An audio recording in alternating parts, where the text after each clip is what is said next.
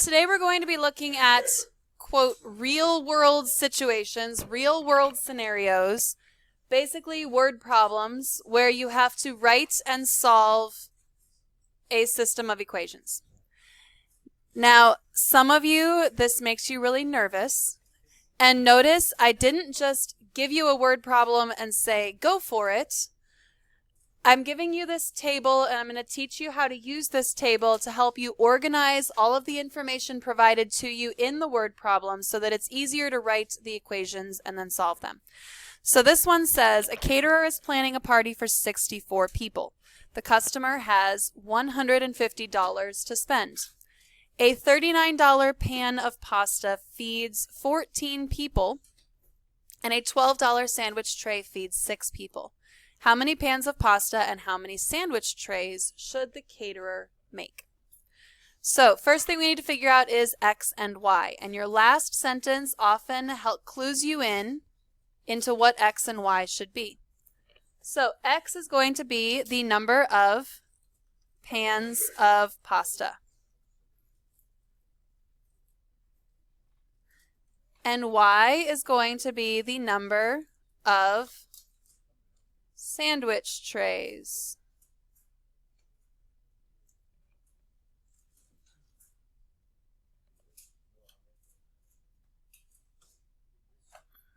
And the last column is totals.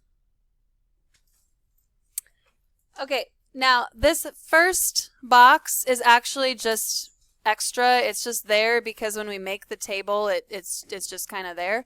So we don't actually need this first box. It's just pretty. We can fill it in, whatever. Take a look at the problem. What other two pieces of information do you see in the problem? We've got pans of pasta and sandwich tray. What else is there? There's the cost. So I'm going to put the cost, the money. And what else? People. There's number of people. Once you have this table set up, now we simply have to put the numbers in the appropriate place. So the caterer is planning a party for 64 people. That sounds like a total, right? Total number of people, 64. The customer has $150 to spend. Is that another total? $150 in the cost row. A $39 pan of pasta, so we're talking about pasta, X, $39, feeds 14 people. So I put 14 under pasta people. That's pans of pasta to feed people, not people made of pasta. Yeah. For sandwich trays, we have $12 in cost for the sandwich trays. And how many sandwich people do we have? We have 6 sandwich people. Now that we've got the numbers in here, could we say maybe that it's $39 per pan of pasta? Does that make sense? Per in math means multiply. So $39 times the number of pans of pasta. 39x represents how much money we're going to spend on pans of pasta. 12 times y. $12 times the number of sandwich trays will tell us how much money we're spending on sandwich trays. You add those two amounts together and it's going to equal your total of $150. Same thing for people. Could you say 14 people per pan? So 14 times x, that will tell us how many people are being fed from pasta. And 6 times y tells us how many people are being fed from sandwiches. Add those two amounts together and it needs to add up to our 64 people. We now have 2 equations in the system. Did that seem too terribly difficult? This table really helps you to organize all the information you have so that you can see how to form those equations. It also forces you to write down what x and y represent, which you might not think is super important, but in math it is important to denote x is this and y is this. So this table forces you to write that information down. All right, if we were going to solve this system, I would recommend that we do not do substitution, because trying to get one of those variables by itself would be pretty yucky. What could we maybe do to use elimination? We have 6y and 12y. If we multiplied the bottom by -2, we could have 12y and -12y. So I'm going to recopy the top, 39x plus 12y equals 150. And the bottom would be -28x minus 12y equals -128.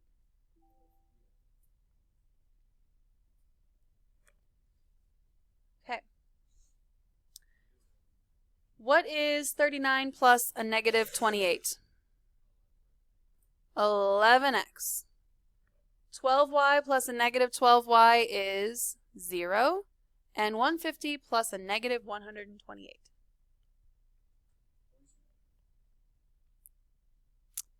So then we divide by 11 to figure out that x equals 2. Go back to one of your original equations. I'm going to use 14x plus 6y equals 64 because it has the smaller numbers in it.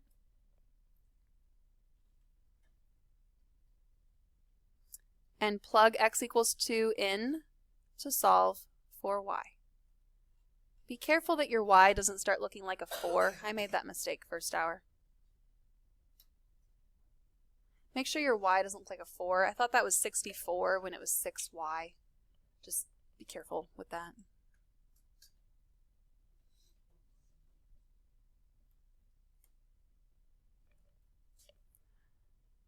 Now, yesterday we weren't done until we wrote our answer as an ordered pair. But today this is a word problem, so we already have listed what x and y stand for. So you need to write down 2 pans of pasta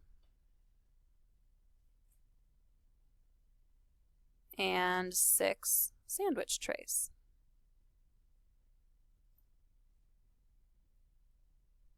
Take a moment to read this problem, and I want you to see if you can figure out what x and y are and get that written in the table. In this problem, once you decide that x is shrubs and y are perennials, or x is perennials and y are shrubs, depending on how you set it up, next we have to think about what other things are being described in here. I see money, so I'm going to put money or cost. What else is described? Square feet, space. Okay, could we say that the shrubs cost $42 per plant?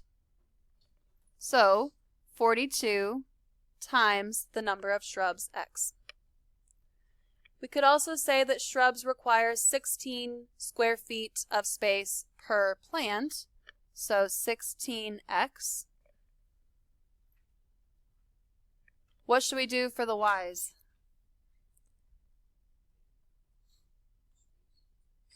6y for the cost, 8y for the space.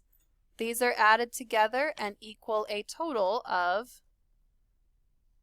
$270 for the cost and 160 square feet of space. If I was doing this problem by elimination, my goal would be to get 24y and -24y. You could also do 48, but you'd end up with much bigger numbers. So I would multiply the top equation to make 6 turn into 24y. We'd multiply the top by 4. And then the bottom equation to make 8y turn into -24y, we'd multiply by -3. And then finish elimination, figure out how many shrubs, how many perennials, all that good stuff. Moving on, let's set up the next one. Walnuts cost $3.50 per pound and almonds cost $2.50 per pound. If the local grocery store is selling a mixture of 8 pounds of almonds and walnuts at $3.25 per pound, how many pounds of each type are you purchasing? The first thing I would like you to do on your own is write down what does X represent, What does y represent? And then what else is being described in this problem? You might have a problem with part of it, but at least get one of those rows down. Okay, x, I'm going to have x be walnuts. Is that okay? And y is going to be almonds, just because that's the order that they said in the first statement. I also see that there's a cost in here. What else is being described in here? The weight. How many pounds?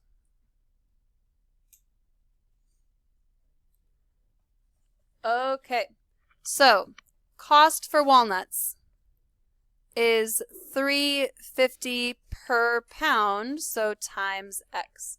350 times the pounds of walnuts.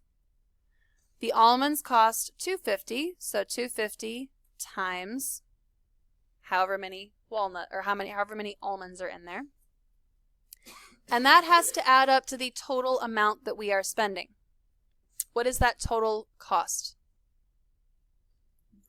This is the trick.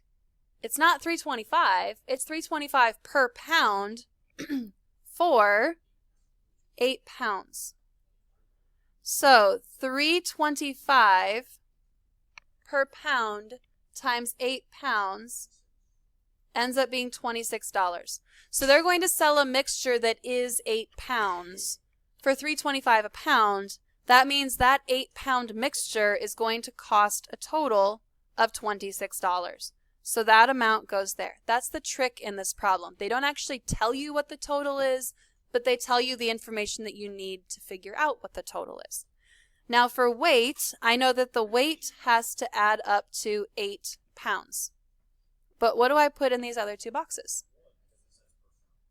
X and Y. We have X pounds of walnuts plus Y pounds of almonds is going to equal a total of 8 pounds. This system is actually set up really, really nicely for substitution. You could subtract X from both sides of the bottom, you could subtract Y from both sides of the bottom, and then you could use substitution. You could also multiply the bottom by negative 2.5 and then use elimination, whichever you prefer. Our X in this problem is going to be amount of 35% clay soil. Your Y is going to be the amount of 10% clay soil. Over here on the totals area, your totals, whoa, apparently I can't spell totals,